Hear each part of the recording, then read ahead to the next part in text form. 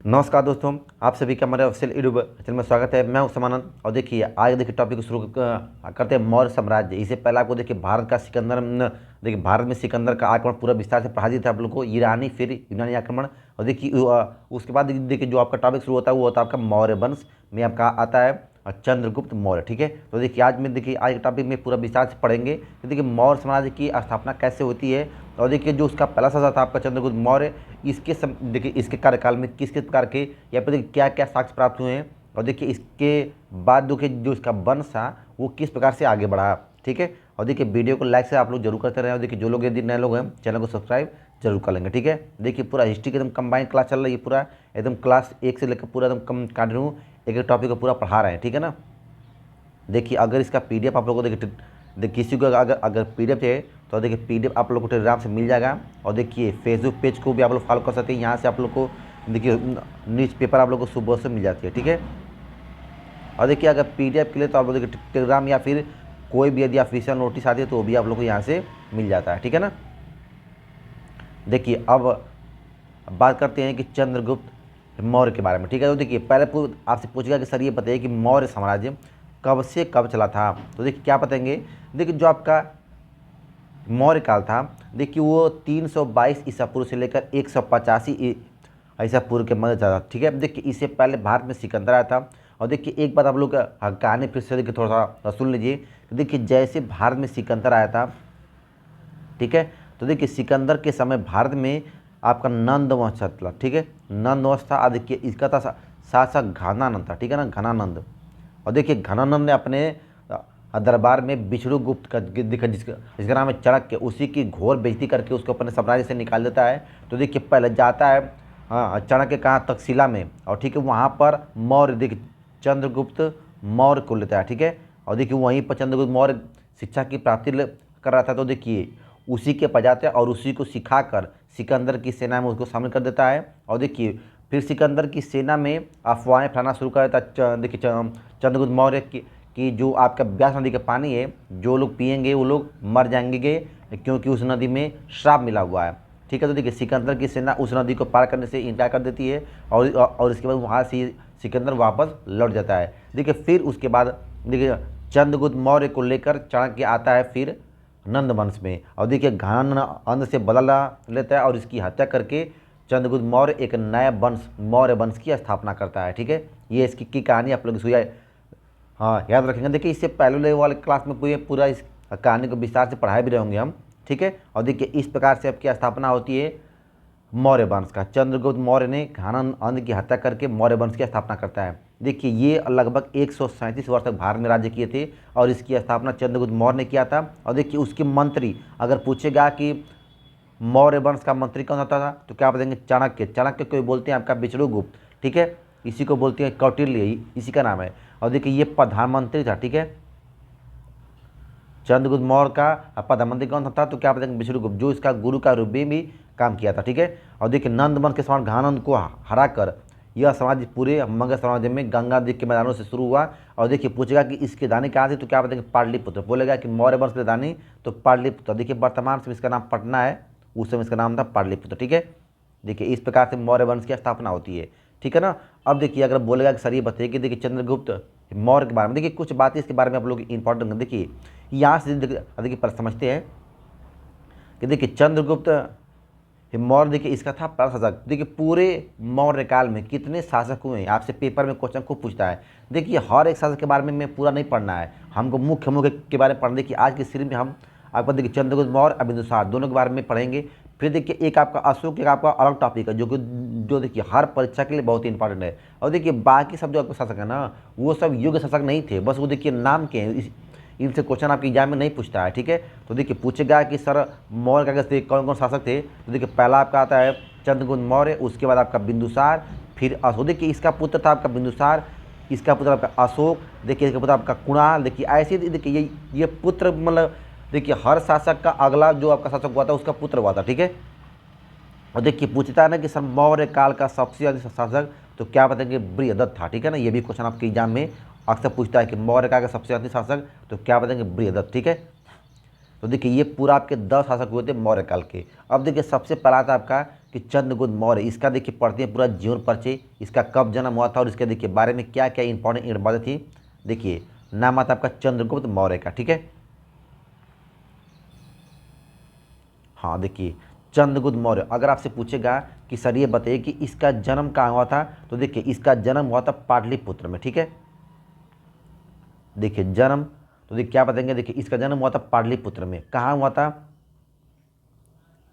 तो देखिए 340, ठीक है, 340 BC में जन्म का बोले का स्थान, तो क्या बताएंगे पाटलिपुत्र में इसका स्थान, इसका जन्म होता है, ठीक है ना। अब देखिए कुछ लोग का ये मानना है ना कि देखिए जो चंद्रगुप्त मौर्य था इसकी माता का नाम था क्या था, तो मूरा, ठीक है। देखिए इसकी माता का नाम था मूरा, ठीक है ना, मूरा, इसीलिए इसने अपने वंश का नाम रखा था मौर्य वंश, ठीक है। लेकिन देखिए इस पर भी बहुत जगह विवाद है। देखिए किसी किसी किताब में कुछ और दिया हुआ है, किसी किसी बुक में आपको कुछ और मिलेगा।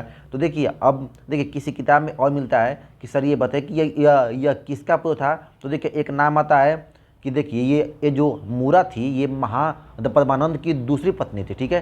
तो देखिए अगर बोलेगा ना कि ये मूरा थी कौन, तो महापद्मानंद, देखिए कि दूसरी पत्नी थी मूरा, ठीक ना, और उसी का पुत्र हुआ था चंद्रगुप्त मौर्य। लेकिन देखिए किसी किसी अगर बुक में अगर ध्यान से और पढ़ेंगे तो आता है कि इसके पिता का नाम नंदा था, ठीक है ना। तो नंदा मतलब क्या आता है, तो उसी को बोलते हैं मतलब पद्मानंद, ठीक है। तो देखिए आप लोग ये बात याद रखेंगे, इसकी माता का नाम मूरा और इसके पिता का नाम पद्मानंद था, ठीक है ना। और देखिए ये मूरा अपनी माता के नाम पर ही अपने वंश का नाम रखा था चंद्रगुप्त मौर्य। और देखिए पूछेगा कि सर चंद्रगुप्त मौर्य था कौन, तो क्या बताएंगे, एक नीच जाति का था। क्या बताएंगे, देखिए ये एक नीच जाति का था, ठीक है ना, नीच जाति का। और लेकिन देखिए अपने गुरु चाणक्य की सहायता से ये सबसे बड़े साम्राज्य का क्या बना, शासक बना था, ठीक है। ये देखिए नीच जाति का था, ठीक है ना। और देखिए अब इसके देखिए जीवन पाठ के बारे में देखिए थोड़ा सा और समझते हैं कि देखिए इसकी पहली पत्नी का नाम क्या था, तो देखिए उसका नाम था दुर्धरा, ठीक है। इसके देखिए पहली पत्नी का नाम तो दुर्धरा था, ठीक है। अब देखिए इसके दो पत्नी हुए थे, एक का नाम देखिए था दुर्धरा, और ये देखिए इससे इसका जो बच्चे का जन्म हुआ था उसका नाम था बिंदुसार, जो आगे चल के गद्दी पर बैठता है, ठीक है। और देखिए जबकि देखिए इसकी दूसरी जो पत्नी नाम था उसका नाम था कार्नेलिया या फिर हेलना, उसी को बोला गया हेलर, ठीक है ना। देखिए कार्नेलिया या उसी को बोला गया हेलना। और देखिए ये कौन थी, ये थी सेल्यूकस की पुत्री थी, ठीक है ना। और देखिए और इससे इसके पुत्र का जन्म होता है जिसका नाम था जस्टिन, ठीक है। तो देखिए चंद्रगुप्त मौर्य की दो पत्नी का नाम था, एक आपका देखिए एक इसकी थी पत्नी दुर्धरा और एक थी आपका हेलना। अब देखिए दुर्धरा से इसका विवाह सबसे पहले हुआ था, लेकिन देखिए जो हेलना से इसका विवाह वो देखिए वो कैसे हुआ था, देखिए ध्यान से देखिए कहानी समझिए। देखिए जब भारत से सिकंदर वापस गया, ठीक है, देखिए जब भारत से देखिए सिकंदर वापस गया तो देखिए सिकंदर की सेनाओं में दो प्रमुख थे, एक थल सेना प्रमुख, एक आपका नौसेना प्रमुख था। तो देखिए सिकंदर की सेना में जो आपका थल सेना प्रमुख था वो आपका था सेल्यूकस निकेटर, क्या नाम था, तो देखिए इसी का था देखिए थल सेना प्रमुख, वो था आपका सेल्यूकस निकेटर, ठीक है ना। और देखिए सेल्यूकस निकेटर ने अपना एक राजदूत भेजा था जिसका नाम था मेगस्थनीज, ठीक है। देखिए सेल्यूकस निकेटर का एक आया था राजदूत, देखिए इसका एक राजदूत था जिसका नाम था आपका मेगस्थनीज। देखिए इसने भारत में देखिए आया था तो उस समय चंद्रगुप्त मौर्य शासन कर रहा था। और देखिए इसकी पुस्तक का नाम था इंडिका, ठीक है, इंडिका। और इसी देखिए पुस्तक में इसने देखिए चंद्रगुप्त मौर्य के शासन का उल्लेख किया था, ठीक है ना। अब देखिए सेल्यूकस निकेटर सिकंदर का थल सेना प्रमुख था। और देखिए जब सिकंदर यहाँ से वापस चला गया तो सेल्यूकस निकेटर को ये बात लगती है कि नहीं कुछ न कुछ भारत में खेला हुआ है, कुछ न कुछ हमारे सेनाओं में कुछ न कुछ ऐसा अफवाह फैलाया गया था जिसकी वजह से हमारी सेना ब्यास नदी को पार करने में इनकार हो गए। तो देखिए दोबारा सेल्यूकस निकेटर चंद्रगुप्त मौर्य पर आक्रमण करने के लिए आता है, ठीक है। लेकिन देखिए चंद्रगुप्त मौर्य की साम्राज्य देखिए सेना बड़ी और देखिए विशाल थी और वो सेल्यूकस निकेटर को हरा देता है। और देखिए जैसे इसको हराता है तो देखिए सेल्यूकस निकेटर हारने के फलस्वरूप देखिए इसके पास एक ही ऑप्शन बता, इसने अपनी पुत्री हेलना का विवाह किसे कर देता है, तो चंद्रगुप्त मौर्य से कर देता है, ठीक है। और देखिए करने के बाद तो देखिए ये अपना जान बचाता है, वो देखिए चंद्रगुप्त मौर्य सेल्यूकस निकेटर को मार देता अपने उसमें युद्ध में। लेकिन देखिए सेल्यूकस निकेटर के पास देखिए एक ही ऑप्शन था, या तो अपना आप देखिए आत्मसमर्पण करके अपना देहांत करा ले, या फिर अपनी जान बचाना है तो अपनी पुत्री का विवाह कर दिया था चंद्रगुप्त मौर्य के साथ। ठीक है, तो देखिए ये जो हेलेना थी वो सेल्यूकस निकेटर की पुत्री थी। ठीक है ना। और देखिए सेल्यूकस निकेटर चंद्रगुप्त मौर्य पर आक्रमण करने के लिए आया था, जो सिकंदर का थल सेना प्रमुख था। ठीक है, आप लोग इसको याद रखेंगे। ठीक है, देखिए ये सब कहानियाँ एकदम देखिए सब जुड़ी हुई हैं। ठीक है, अब देखिए हेलेना से देखिए इसका विवाह तो हो जाता है, और देखिए विवाह के फलस्वरूप ना कुछ इसको पुरस्कार भी मिलता है। देखिए जैसे अगर बोलेगा कि देखिए सेल्यूकस, देखिए चंद्रगुप्त मौर्य ने देखिए जब ये सेल्यूकस निकट अपनी पुत्री हेलेना का विवाह किया था, तो देखिए चंद्रगुप्त मौर्य ने उसे 500 हाथियां दान में दिया था। ठीक है, देखिए चंद्रगुप्त मौर्य ने देखिए सेल्यूकस निकेटर को देखिए शादी के फल, देखिए जब अपनी पुत्री की शादी कर देता है तो देखिए इसको 500 हाथियां, ठीक है, 500 हाथियां दाम देता है। ठीक है ना।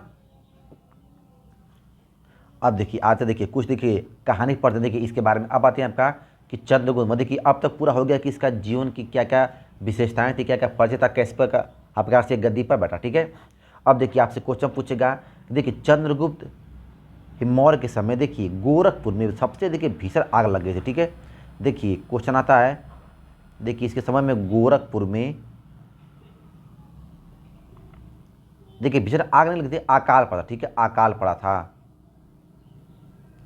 ठीक है, और देखिए अकाल पड़ा तो देखिए वहाँ के लोग सूख बिना, ये देखिए सूखे बिना उनको देखिए कृषि कार्य एकदम समाप्त हो गया था, हर काम उनका धीरे धीरे समाप्त होने लगा। तो देखिए उसी से उभरने के लिए इसने लोगों से दान की अपील की थी। ठीक है ना,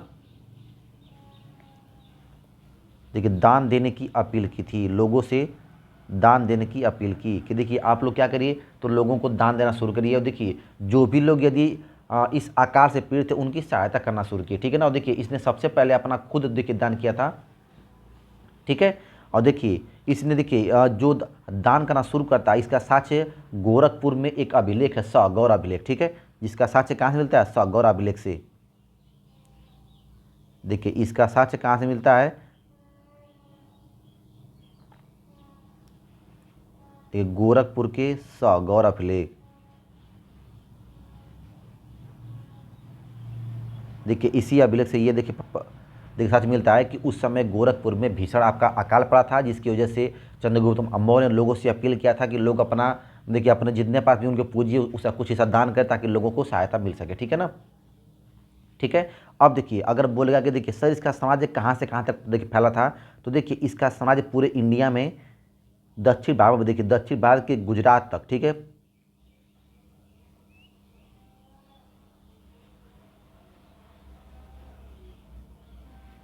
देखिए बोलेगा तो देखिए इसका यहाँ देखिए यहाँ से पूरा गुजरात तक इसका फैला हुआ था समाज। ठीक है ना, गुजरात तक, गुजरात तक साम्राज्य विस्तार था।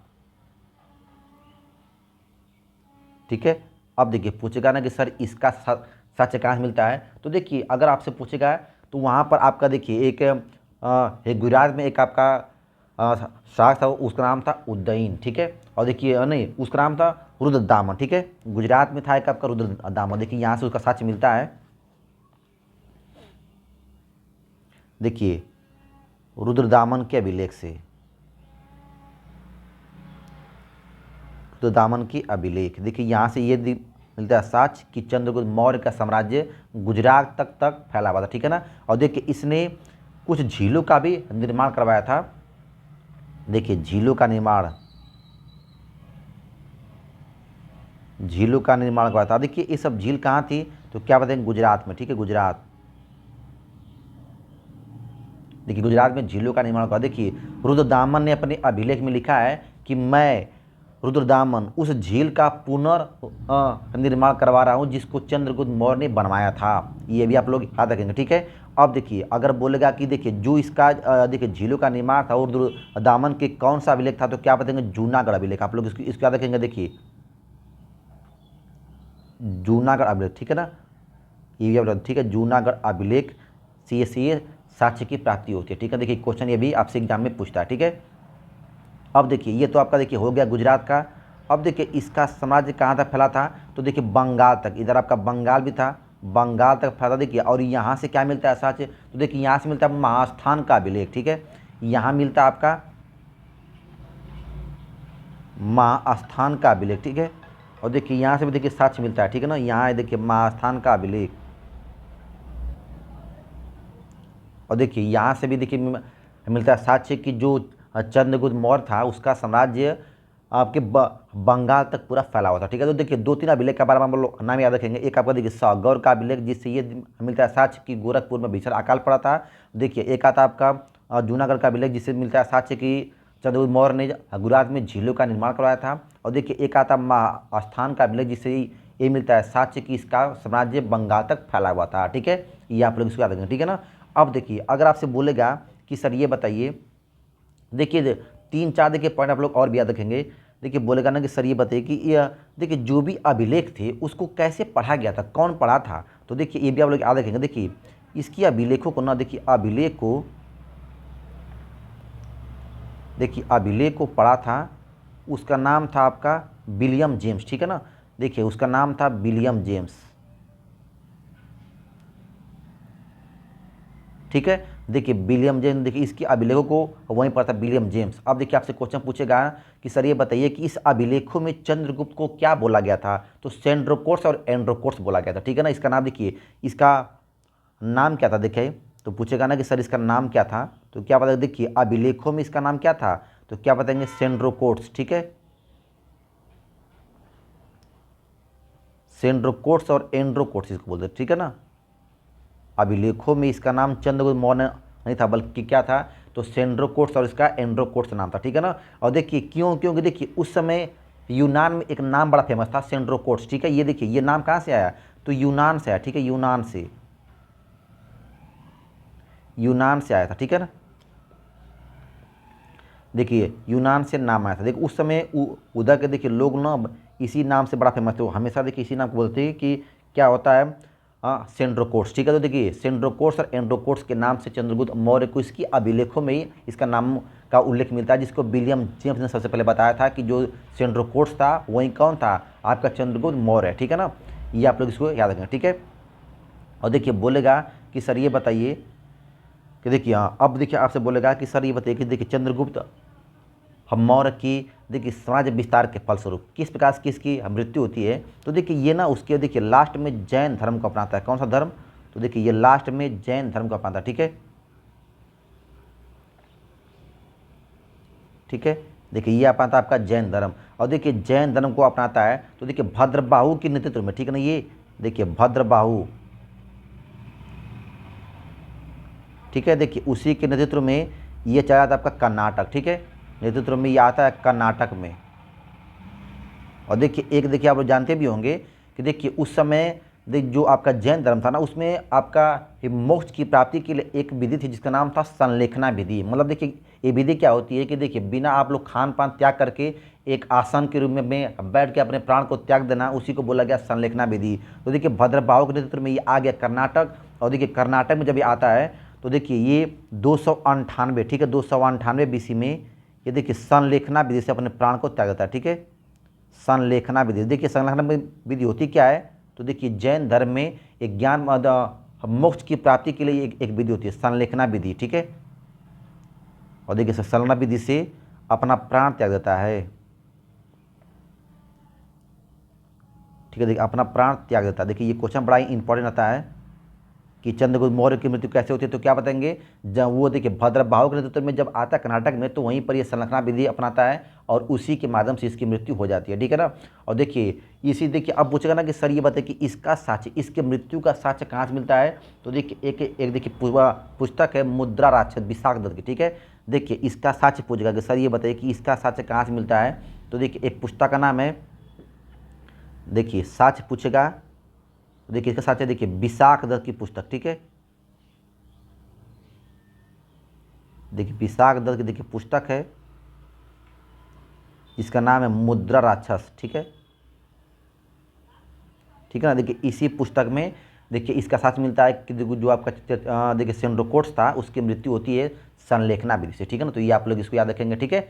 अब देखिए चंद्रगुप्त मौर्य देखिए बारे में तो पूरा विस्तार से हम लोग पढ़ लिए। इसका पुत्र हुआ था आपका, अगला पुत्र हुआ था इसका बिंदुसार, ठीक है। लेकिन देखिए अब क्वेश्चन आपसे पूछता ना सर ये बताइए कि जो इसका प्रधानमंत्री था वो था आपका चंद्रगुप्त मौर्य या फिर उसी को बोले थे चाणक्य। देखिए अब देखिए उसके देखिए वो सॉरी विष्णुगुप्त था, हाँ विष्णुगुप्त था देखिए, या फिर उसी को बोलते चाणक्य। देखिए चाणक्य के देखिए बारे में आप लोग याद रखेंगे। देखिए क्वेश्चन ये पूछता है कि ये पीएम था आपका चंद्रगुप्त मौर्य का, ठीक है ना। और देखिए यह एक ऐसा था, देखिए ये पंडित था, विद्वान था, जो एक नीच जाति के व्यक्ति चंद्रगुप्त मौर्य को शासक बना दिया इतने बड़े साम्राज्य का, ठीक है। तो देखिए पूछेगा ना कि सर इसके इसके बारे में देखिए बताइए। तो देखिए इसके पिता का नाम क्या था, देखिए इसके देखिए पिता का नाम नाम है तो देखिए क्या बोला, गुणी, ठीक है, गुणी इसके पिता का नाम था, ठीक है ना। अब देखिए बोलेगा कि इसने सबसे एक फेमस पुस्तक का नाम देखिए एक पुस्तक लिखी थी जिसका नाम था,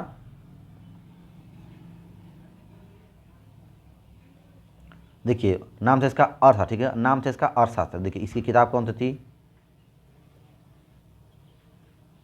अर्थशास्त्र, ठीक है ना। और देखिए ये नाम था नाम का अर्थशास्त्र। देखिए इसमें किसका उल्लेख है, तो देखिए इसमें राजनीति या फिर देखिए इसमें प्रशासन का उल्लेख मिलता है, ठीक है, प्रशासन का उल्लेख मिलता है। देखिए नाम है अर्थशास्त्र लेकिन इसमें किसका मिलता है उल्लेख, तो प्रशासन का। देखिए अब चाणक्य के तीन नाम और इसको बोलते हैं। एक देखिए कहीं के इसका नाम होता है कौटिल्य, कहीं के इसको बोलते हैं विष्णुगुप्त। देखिए नाम इसका आप लोग ये भी याद रखेंगे। देखिए किसी किसी ने देखिए बुक में इसका नाम लिया है, लिखा है आपका विष्णुगुप्त। देखिए कहीं का नाम इसका नाम आता है कौटिल्य, कौटिल्य पंडित, ठीक है। अब देखिए इस पुस्तक में देखिए इसने क्या बोला है, देखिए इस पुस्तक में इसने सप्तांग सिद्धांत दिया है। देखिए क्वेश्चन पूछता है कि सप्तांग सिद्धांत कौन दिया है, तो देखिए इसने सप्तांग सिद्धांत,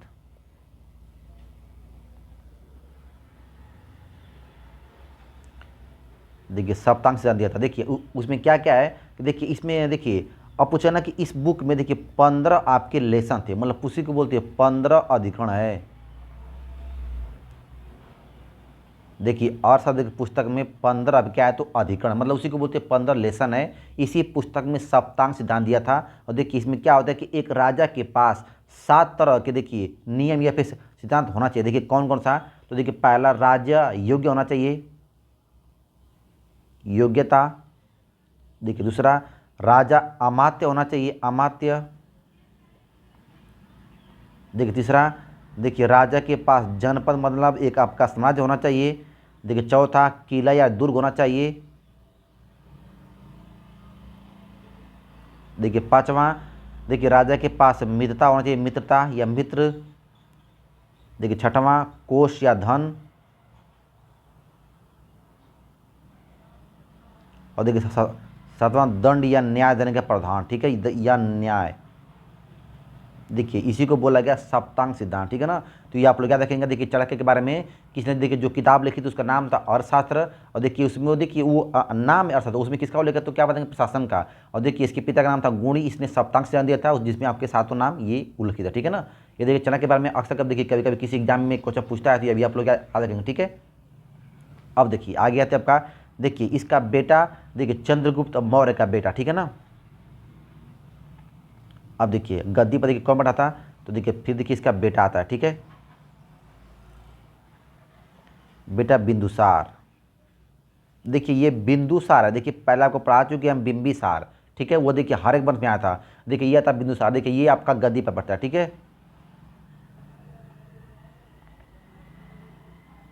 ठीक है ना। अब देखिए आपसे देखिए इससे क्वेश्चन खूब पूछता है कि सर ये बताइए कि बिंदुसार जब गद्दी पर बैठता है तो देखिए इसके कार्यकाल में कुछ है ना देखिए विद्रोह भी होता है, जिसे क्वेश्चन आपके एग्जाम में पूछता है। देखिए पूछेगा कि बिंदुसार गद्दी पर कब बैठा था, तो देखिए ये देखिए इसका कार्यकाल शुरू होता है 298 से लेकर आपका 272 तक, ठीक है, 72 BC तक, ठीक है ना। ये आप लोग क्या देखेंगे। और देखिए इसका राज्य अभिषेक हुआ था 321 में, ठीक है, ठीक है ना। अब देखिए आगे पूछता है कि सर ये बताइए कि बिंदुसार, अगर देखिए इसका जन्म पूछेगा ना बिंदुसार का भी आप लोग नाम याद रखेंगे। देखिए बोलेगा क्या कि सर इसका देखिए ये बताइए, हाँ देखिए इसका जन्म तो क्या बताएंगे, देखिए 340 BC। और देखिए बोलेगा कि देखिए इसी के समय में देखिए इसमें के समय में उत्तर भारत में, देखिए ये आप लोग देखिए नाम आप लोग देखिए याद रखेंगे इसको। देखिए इसी के समय उत्तर भारत में कुछ विद्रोह हो गया था, देखिए जैसे ये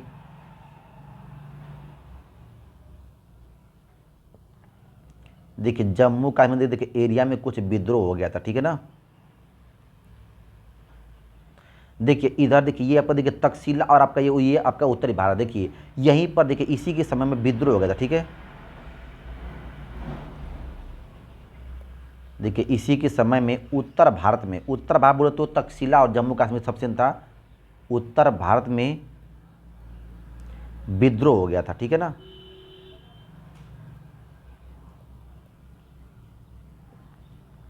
और देखिए जो विद्रोह हुआ था, देखिए उसका कारण क्या होता था, तो देखिए इसके दो पुत्र थे, एक का नाम था सुसीम, एक का नाम था अशोक, ठीक है। देखिए इसके बिंदुसार के आपसे पूछेगा ना कि सर इसके कितने पुत्र थे, तो देखिए इसके दो पुत्र थे, एक का नाम था अशोक, एक नाम था आपका सुसीम, ठीक है। तो देखिए इसके दो जो आपके देखिए बेटे थे, तो देखिए ये सुसीम की वजह से, देखिए ना विद्रोह हो गया था सुसीम की वजह से, ठीक है। सुसीम के कारण, देखिए सुसीम का जो देखिए जो व्यवहार था उसी के कारण यहीं पर देखिए विद्रोह हो गया था, ठीक है ना। तो देखिए सुसीम गया विद्रोह को शांत कराने के लिए, लेकिन वो शांत नहीं करा पाता है, तो देखिए फिर बिंदुसार ने किसको भेजा, तो देखिए बिंदुसार भेजता है देखिए उत्तर भारत में विद्रोह को शांत कराने के लिए अशोक को, ठीक है। और देखिए अशोक जाता है तो वहाँ के सभी विद्रोहियों का गला काट देता है। देखिए अशोक की खूंखार था, क्या देखेंगे, देखो जाता है विद्रोह को शांत कराने के लिए उत्तर भारत में, तो देखिए सबका गला काट देता है। और देखिए विद्रोह को शांत करा के यहीं पर एक शहर की स्थापना करता है जिसका नाम है श्रीनगर, ठीक है। श्रीनगर की स्थापना करता है, नाम आप लोग क्या रखेंगे, ठीक है। और देखिए अशोक ने श्रीनगर की स्थापना करता है, पूछेगा कि सर इसका उल्लेख कहाँ मिलता है, तो देखिए इसका उल्लेख मिलता है आपका देखिए जिसका सब देखिए सबसे फेमस बुक आती है आपकी कल्लड़ की, ठीक है। कल्लड़ की पुस्तक राज तरंगड़ी में, ठीक है ना।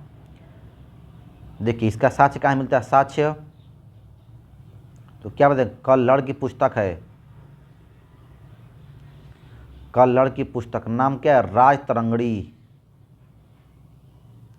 देखिए राज तरंगड़ी में याद रखेंगे आपका जम्मू कश्मीर का इतिहास का उल्लेख है, और उसी में देखिए मिलता है कि अशोक ने जब विद्रोहियों को शांत करने के लिए आया था तो सभी का गला काट दिया था, और देखिए विद्रोह को शांत करा के यहाँ पर श्रीनगर की स्थापना किया था, ठीक है ना। तो ये था देखिए ये था आपका बिंदुसार, देखिए आप लोग इसके बारे में याद रखेंगे। और देखिए इसके बाद देखिए जो आपका गद्दी पर देखिए बैठता है वो बैठता है आपका, देखिए देखिए इसके बाद जो आपका गद्दी पाता है वो आता है आपका अशोक, ठीक है। अब देखिए कुछ बात ये और भी देखिए आप लोग याद रखेंगे देखिए बिंदुसार के बारे में कि देखिए ये किसी विशेष धर्म को नहीं मानता था, बल्कि देखिए ये आपका आजीवक संप्रदाय, ठीक है ना। हाँ देखिए वो आजीवक संप्रदाय का था, ठीक है, आजीवक संप्रदाय, ठीक है ना। और देखिए पूछेगा ना कि सर ये बताए कि इसकी, देखिए इसकी पत्नी का नाम क्या था, तो देखिए सुभ्रदांगिनी इसकी पत्नी का नाम था, देखिए बड़ा बड़ा फेमस नाम आता है।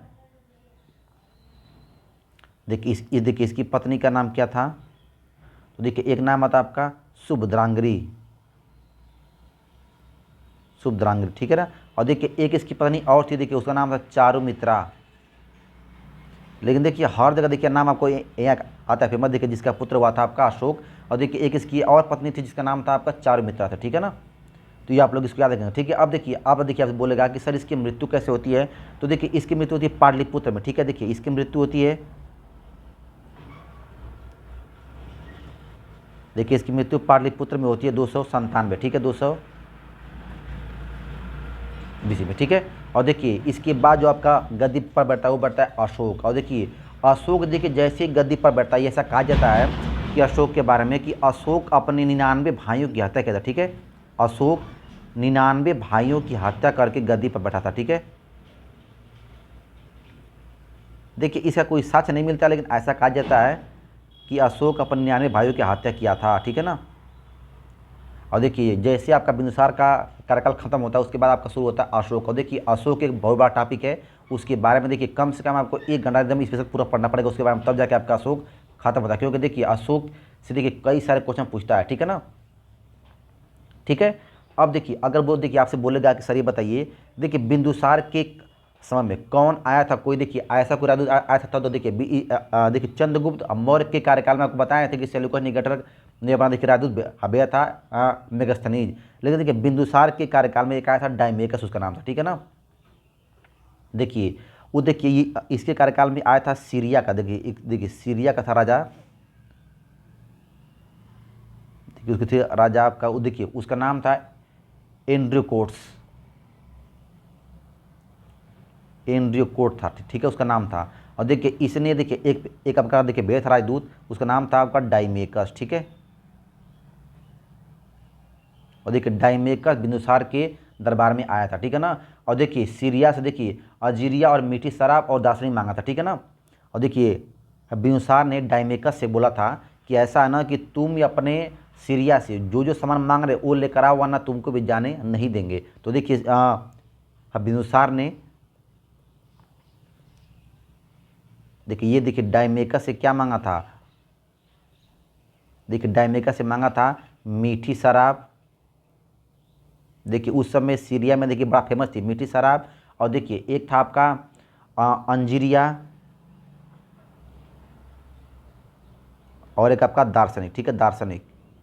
देखिए इसको देखिए ये पता था कि देखिए जो उस समय जो दार्शनिक होते थे ना उधर के, देखिए वो सीरिया के वो सब बड़ा फेमस फेमस होते थे। तो देखिए बिंदुसार ने क्या सोचा था कि हमको अगर चंद्रगुप्त मौर्य की तरह मतलब चाणक्य की तरह 2-3 और मिल जाएंगे तो हम भी बहुत बड़ा सम्राट बन जाएंगे। तो देखिए इसीलिए उसने डायमेकस से क्या मांगा था, मीठी शराब, अंजीरिया और दार्शनिक।